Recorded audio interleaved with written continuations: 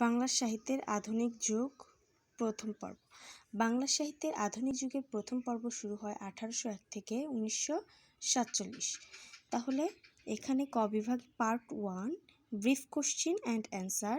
একে হবে বাংলা সাহিত্যের আধুনিক যুগ কত সাল থেকে কত সাল পর্যন্ত।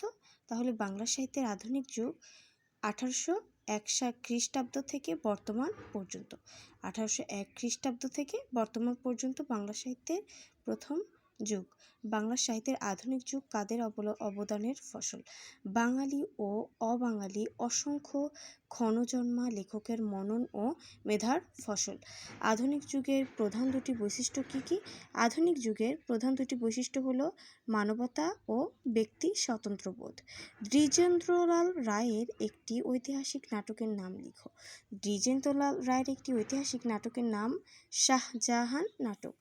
বাংলা সাহিত্যের ইতিহাসে হাসির গানের রাজা নামে কাকে আখ্যায়িত করা হয়? হাসির গানের রাজা নামে দ্বিজেন্দ্রলাল রায়কে আখ্যায়িত করা হয়।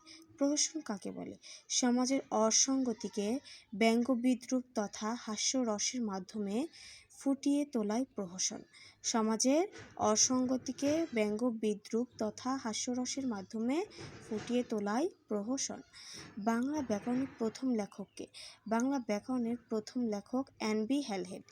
আরেকটা প্রশ্ন হুবহু আছে, বাংলা ব্যাকরণের রচনা করেন কে? মনোয়েল দা আসুম্পাসাও, সেটা হলো 1743 খ্রিস্টাব্দ। বাংলা ব্যাকরণের প্রথম লেখক তাহলে কে? বাংলা ব্যাকরণের প্রথম লেখক এন.বি. হ্যালহেড এবং বাংলা ব্যাকরণের প্রথম রচয়িতা মনোয়েল দা আসুম্পাসাও, যিনি 1743 খ্রিস্টাব্দে বাংলা ব্যাকরণ রচনা করেছেন এবং তার ব্যাকরণের নাম এন.বি. হ্যালহেড। এর ব্যাকরণের নাম হলো এন.বি.